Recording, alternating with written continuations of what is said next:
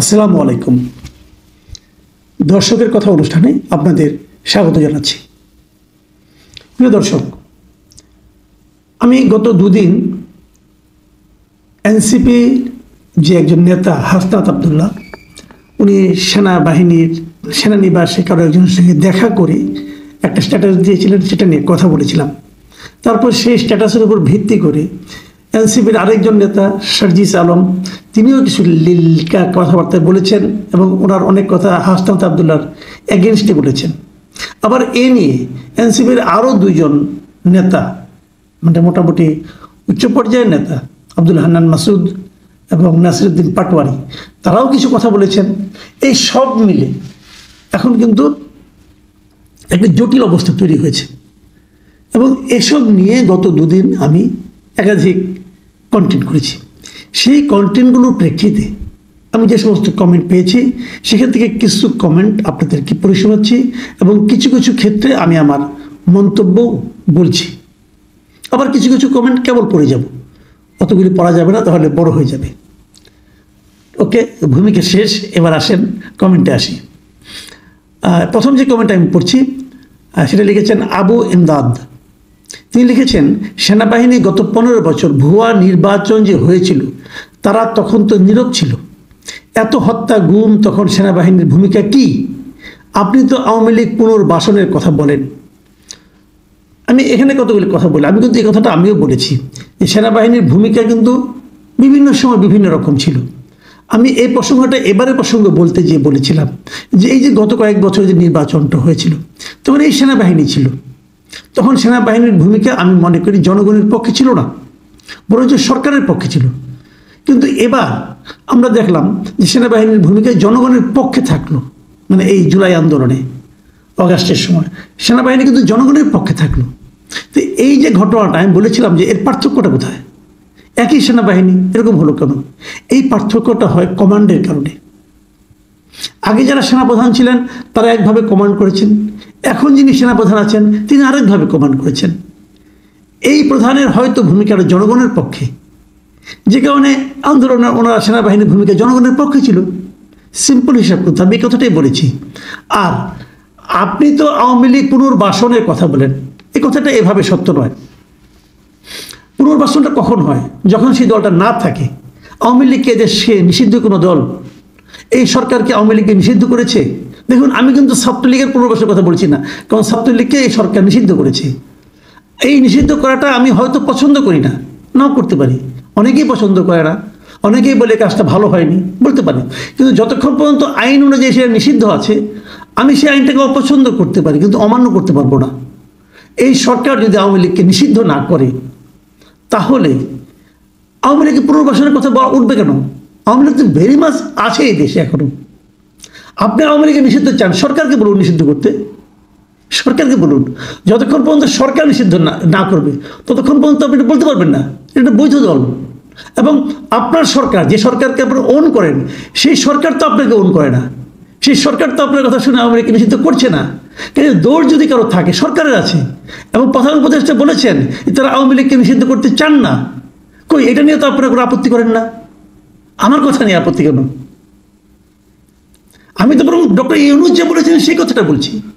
আপনি যদি ডক্টর ইউনূসকে সমালোচনা না করেন, যদি ইউনূসের প্রতিবাদ না করেন, তাহলে আমার কথা প্রতিবাদ আপনি কেন করবেন ভাই? আমি তো ছোট মানুষ, আমি তো বলি আমি ইউনূসের কথারই প্রতিধ্বনি করেছি মাত্র। আমি এর পরের মন্তব্যটা যাচ্ছি। পরের মন্তব্যটা করেছেন দিলশাদ বানু। তিনি লিখেছেন, তৃতীয় পার্টি শুরুতেই ফ্লপ। সকালে সূর্য ওঠাতে বোঝা যায় দিনটা কেমন যাবে। তারা জনগণের আশার স্থলে তো দূরস্থ, নিজেদের কাছে লেজে গুবের অবস্থায়। এটা নিয়ে আমি করেছি কন্টেন্ট, কাজে এটা নিয়ে আমি আর কিছু বললাম না। এরপরে কমেন্টটা করেছেন মিসবাউল ইসলাম। তিনি লিখেছেন, দেশে আরও বড় বড় আন্দোলন হয়েছে, সেখানেও ছাত্ররা বড় ভূমিকা রেখেছিল, কিন্তু ছাত্ররা আবার পড়াশোনায় ফিরে গিয়েছিল, নিজেদের কাজে ফিরে গিয়েছিল।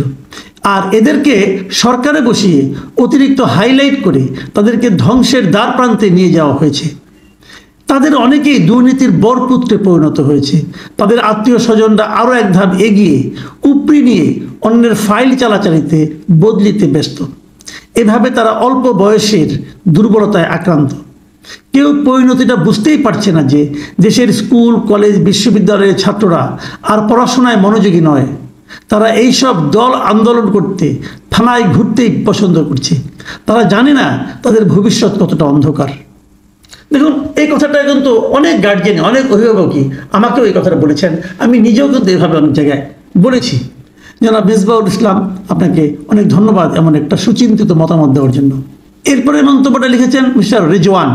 তিনি লিখেছেন, বাংলাদেশের মধ্যে এখন যা হচ্ছে তার জন্য তুমিও দায়ী, কারণ তুমি দেশ ও ছাত্রদের নামে পাবলিকলি ঘৃণা ছড়াইছ। উপদেষ্টা না হওয়ার আক্ষেপে তুমি দেশে বিশৃঙ্খলা ছড়াচ্ছ। প্রথমত, উপদেষ্টা হওয়ার কোনো রকম প্রত্যক্ষ অথবা পরোক্ষ ইচ্ছা আমার কখনো ছিল না, এখনো নেই, আগামীতেও থাকবে না। এই বিষয়টা আমি বহুবার পরিষ্কার করেছি, আজ আবারও বললাম, এবং আগামীতে আপনাদেরকে বলে রাখি, আগামীতে কখনো কোনো দিন আপনারা যদি আমাকে দেখেন যে আমি সরকারের কোনো লাভজনক পদে বেতনভুক্ত কোনো দায়িত্ব নিয়ে গিয়েছি, সেদিন আপনারা আমার নামে বাসায় একটা কুকুর পেলেন ভাই। আর কি বলবো, আমি কখনোই এই কাজ করব না। আমি আজীবন সাংবাদিক এবং মৃত্যুর আগের দিন পর্যন্ত সাংবাদিকই থাকতে চাই। এবং আপনারা যদি বেঁচে থাকেন, যতদিন আমি বাঁচব দেখবেন।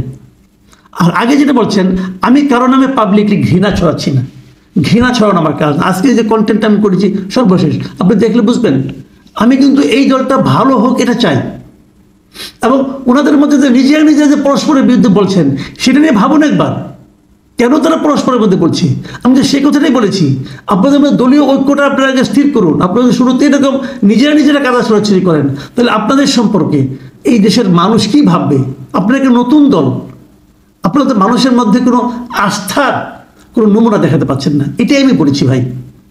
আরেকটা কথা ওনাকে বলছি, ভাই মানুষকে সম্মান দিয়ে কথা বলুন না। এই যে তুমিও দায়ী, তুইও দায়ী, এগুলো না বললে ভালো হয়, তাই না? আপনি আজকে আমাকে বললে হয়তো আপনাকে কালকে 10 জন লোক বলবে, শুনতে ভালো লাগবে। একটু সম্মান দেওয়া শিখুন।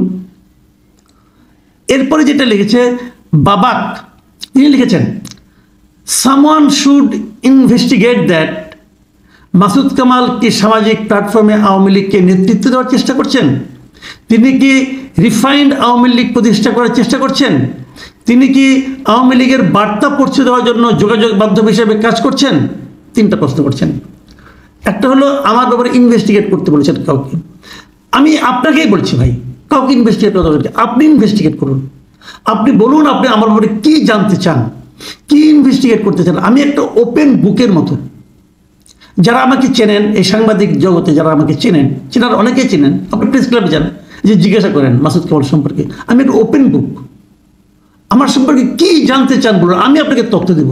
কি ইনভেস্টিগেট করতে চান? আওয়ামী লীগকে আমি নেতৃত্ব দিচ্ছি না। আমি জীবনে কোনোদিন আওয়ামী লীগকে ভোট দিই পর্যন্ত পাই, তাহলে আওয়ামী লীগকে আমি নেতৃত্ব দেবো কেন? আমি আওয়ামী লীগ করি না, আমি বিএনপিও করি না, আমি সাংবাদিকতা করি। জিনিসটা মাথায় রাখবেন। সাংবাদিক হিসেবে যেটা আমার করা প্রয়োজন সেটা আমি করি। কোনো দল, কোনো মানুষ ভুল করলে সমালোচনা করি, ভালো করলে প্রশংসা করি। কে ভালো করছে তার দিকে তাকাই না, কি ভালো করছে এটা তাকাই, কি মন্দ করছে এটা তাকাই, কে মন্দ করছে ওটা তাকাই না। আর যদি আমি ওপেন, আমি আপনাকে বললাম, আমার ব্যাপারে যদি ইনভেস্টিগেট করতে চান, আমার এখানে ইমেল অ্যাড্রেস দেওয়া আছে, লিখবেন, আমি আপনাকে সব ধরনের হেল্প করবো। আমার ব্যাংক অ্যাকাউন্ট চান, সব ব্যাংক অ্যাকাউন্ট দিয়ে দেবো। আমার জীবন যেমন পরীক্ষা করুন, কোনো আপত্তি নাই ভাই আমার।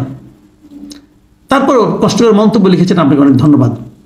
পরে যে মন্তব্যটা পড়ছি, এটা লিখেছেন শরীফুল আলম। তিনি লিখেছেন, ওরা কারা, কি কারণে ওরা সেনা প্রধানের অফিসে গিয়েছিল, সেনা প্রধানই কি কারণে এসব ছেলেদের এত গুরুত্ব দিচ্ছেন। 3টা প্রশ্ন।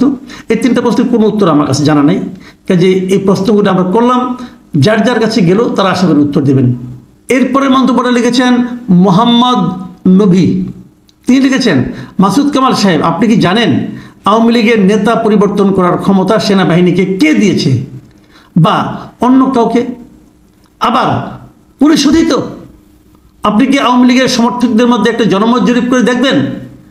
0.00000 অনেকগুলি জিরো পারে 1% শেখ হাসিনার বিপক্ষে যায় কিনা। এটা ওনার মন্তব্য, যে আওয়ামী লীগের নেতাকর্মী উনি ভাবছেন 0.00, মানে একদম নগণ্য সংখ্যক তারাও শেখ হাসিনার বিপক্ষে যাবে না, সবাই শেখ হাসিনাকেই নেতা মেনে আওয়ামী লীগ করেন। এটা ওনার বক্তব্য, হতে পারে। এটা নিয়ে আমার কোনো বক্তব্যটাই, উনি কোথায় জরিপ করেছেন আমি যাই না। আমার মনে হয় আমাদের একটা জরিপ করা উচিত, আমরা করব। আর দ্বিতীয় কথাটা হলো, এই যে রিফাইন্ড আওয়ামী লীগ সেনাবাহিনীর নেতৃত্ব পরিবর্তন করতে যাচ্ছেন, এই সমস্ত অধিকার তাদের কে দিয়েছে? বোঝা যাচ্ছে উনি শেখ হাসিনার খুবই ভক্ত। এটাও কোনো আপত্তি নাই, কে কার ভক্ত হবে এটা তো আমি আপনি নির্ধারণ করে দেবো না। মিস্টার মোহাম্মদ নবী, আপনাকে অনেক ধন্যবাদ। এরপরে একটা মন্তব্য এসেছে মোহাম্মদ নূর, উনি লিখেছেন, এটা অন্য একজন ব্যক্তির সম্পর্কে, তবে আমি পড়বো, এখন অন্য একজন পলিটিক্যাল লিডার। উনি লিখেছেন, ব্যারিস্টার ফুয়াদ যে বললেন ক্যান্টনমেন্ট উড়িয়ে দেওয়ার হুমকি দিল এবং রাষ্ট্রপতিকে কুকুরের বাচ্চা বলে যা তা গালাগাল দিল, সে বিষয়ে আপনার অভিমত কি মাসুদ কামাল ভাই? এই বিষয়ে একটু বলবেন। হ্যাঁ, এই ভিডিওটা না আমি দেখেছি, আমার ভালো লাগেনি। আমি মনে করি রাষ্ট্রপতি পদে যেই থাকুন না কেন, আপনি চেয়ারটাকে সম্মান করুন। উনি রাষ্ট্রপতি, উনি কিভাবে ওখানে গেলেন, উনি যাওয়ার যোগ্য কিনা, আপনার পছন্দ হয় কিনা, এই সবই আলোচনা হতে পারে। কিন্তু যতক্ষণ উনি রাষ্ট্রপতির চেয়ারে বসে আছেন, তাকে সম্মান করতে হবে। তাকে আপনি সমালোচনা করতে পারেন, সমস্যা নেই, সম্মান করুন। সমালোচনা সম্মান করার পরও করা যায়। আমি ডক্টর ইউনূসের কিন্তু প্রচুর সমালোচনা করি, কিন্তু আমি ডক্টর ইউনূসকে অসম্মান করার কথা স্বপ্নেও ভাবি না।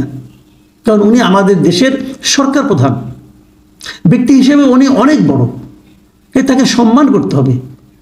সেই সম্মানটা আমি ডক্টর ফুয়াদের কাছ থেকে আসি। উনি শিক্ষিত মানুষ, বিদেশে লেখাপড়া করেছেন, উনি জানেন মানুষকে কুকুরের বাচ্চা বলাটা ভালো না, এটা মানায় না। আপনি ওনাকে অনেক সমালোচনা করতে পারেন, সারাদিন সমালোচনা করতে পারেন, কোনো আপত্তি নেই, কিন্তু চেয়ারটা তো রাষ্ট্রপতির চেয়ার। আমি বেশি ফুয়াদকেও পছন্দ করি, আমার খুব পছন্দের মানুষ, উনি লজিক দিয়ে কথা বলেন, কিন্তু এটা উনি কীভাবে বলেন আমি শুনে আমি নিজে হতবাক হয়ে গেছি। মানুষের সম্মান না করলে মানুষ আপনাকে কীভাবে সম্মান করবে? মিস্টার মোহাম্মদ নূর, আপনাকে এই বিষয়টা নজরে আনার জন্য ধন্যবাদ জানাচ্ছি। আমি এখন আর 2-3টা মন্তব্য কেবল পড়ে যাই। ফারহানা আক্তার লিখেছেন, মাসুদ কামাল ভাই, আপনার কথাগুলো খালি শুনতে মন চায় এবং ভালো লাগে।